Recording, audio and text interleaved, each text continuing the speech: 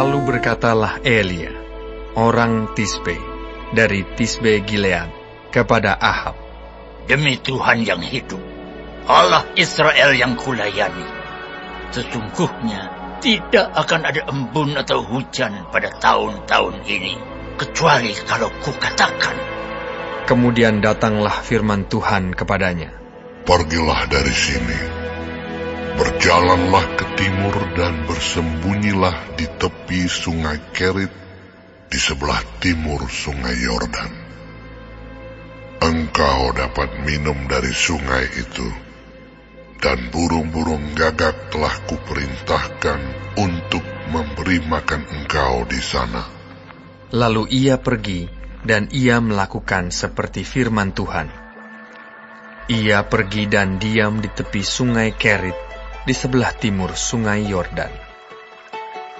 Pada waktu pagi dan petang, burung-burung gagak membawa roti dan daging kepadanya, dan ia minum dari sungai itu. Tetapi sesudah beberapa waktu, sungai itu menjadi kering, sebab hujan tiada turun di negeri itu. Maka datanglah firman Tuhan kepada Elia, "Bersiaplah, pergi ke Sarfat yang termasuk wilayah Sidon, dan diamlah di sana. Ketahuilah, aku telah memerintahkan seorang janda untuk memberi engkau makan." Sesudah itu ia bersiap, lalu pergi ke Sarfat. Setelah ia sampai ke pintu gerbang kota itu, tampaklah di sana seorang janda sedang mengumpulkan kayu api. Ia berseru kepada perempuan itu, katanya, "Cobalah ambil bagiku sedikit air dalam kendi, supaya aku minum." Ketika perempuan itu pergi mengambilnya, ia berseru lagi, "Cobalah ambil juga bagiku sepotong roti." Perempuan itu menjawab, "Demi Tuhan Allahmu yang hidup, sesungguhnya tidak ada roti padaku sedikit pun, kecuali segenggam tepung dalam tempayan dan sedikit minyak dalam buli-buli. Dan sekarang aku sedang mengumpulkan 2-3 potong kayu api. Kemudian aku mau pulang dan mengolahnya bagiku dan bagi anakku. Dan setelah kami memakannya, maka kami akan mati." Tetapi Elia berkata kepadanya, "Janganlah takut, pulanglah, buatlah seperti yang kau katakan. Tetapi buatlah lebih dahulu bagiku sepotong roti bundar kecil daripadanya, dan bawalah kepadaku. Kemudian barulah kau buat bagimu dan bagi anakmu. Sebab beginilah firman Tuhan Allah Israel, tepung dalam tempayan itu tidak akan habis, dan minyak dalam buli-buli itu pun tidak akan berkurang sampai pada waktu Tuhan memberi hujan ke atas muka bumi." Lalu pergilah perempuan itu dan berbuat seperti yang dikatakan Elia. Maka perempuan itu dan dia serta anak perempuan itu mendapat makan beberapa waktu lamanya. Tepung dalam tempayan itu tidak habis, dan minyak dalam buli-buli itu tidak berkurang, seperti firman Tuhan yang diucapkannya dengan perantaraan Elia. Sesudah itu, anak dari perempuan pemilik rumah itu jatuh sakit, dan sakitnya itu sangat keras, sampai tidak ada nafasnya lagi. Kata perempuan itu kepada Elia, "Apakah maksudmu datang kemari, ya abdi Allah? Singgahkah engkau kepadaku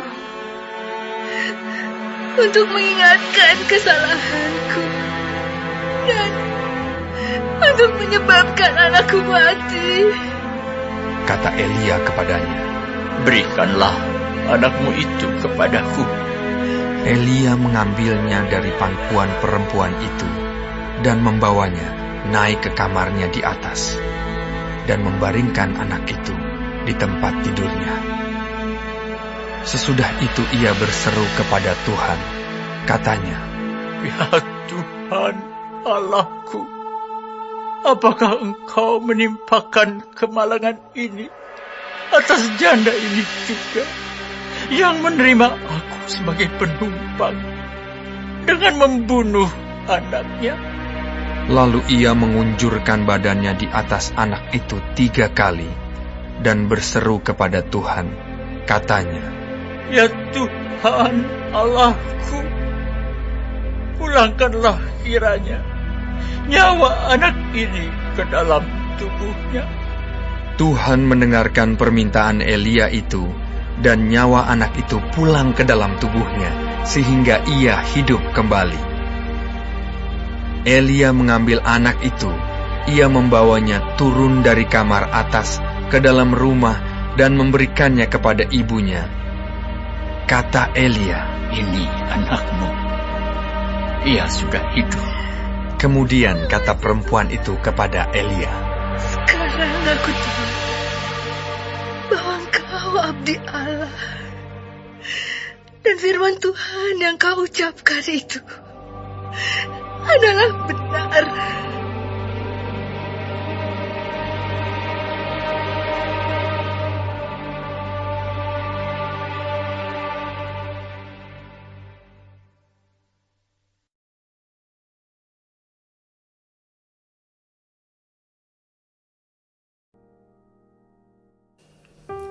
Shalom saudara-saudaraku yang kekasih di dalam Tuhan Yesus Kristus.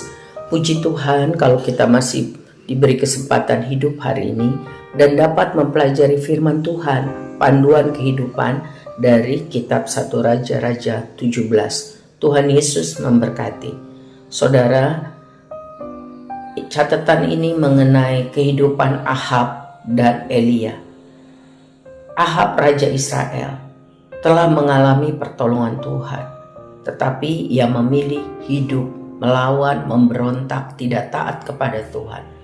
Sedangkan Elia, Nabi Tuhan, dia menyuarakan penghukuman Tuhan, taruhannya nyawa. Masalah hidupnya juga banyak, tapi dia taat sampai akhir. Dan kita melihat bagaimana Tuhan menolong Elia. Ahab raja itu menyembah Baal, dewa kesuburan, dewa pemberi hujan. Maka Tuhan menyatakan kuasanya melalui Elia. Hujan, embun tidak akan turun sampai Elia mengatakannya. Akibatnya kerajaan Israel mengalami masa kekeringan, masa paceklik, masa kesusahan. Supaya apa? Ahab dan orang-orang Israel mengerti, sadar diri bahwa siapa sebenarnya yang berkuasa atas alam semesta ini, yaitu Allah yang benar, bukan Baal. Elia taat melakukan kehendak Tuhan walaupun taruhannya nyawa. Dia dilindungi Tuhan secara ajaib. Tuhan memerintahkan Elia bersembunyi di tepi sungai Kerit. Tuhan memelihara Elia dari bencana dari negerinya karena kurang minum air, ya, dan tidak ada atau kurang sekali makanan. Tetapi Tuhan memelihara Elia walaupun sederhana. Dia bisa minum dari air sungai Kerit tiap hari.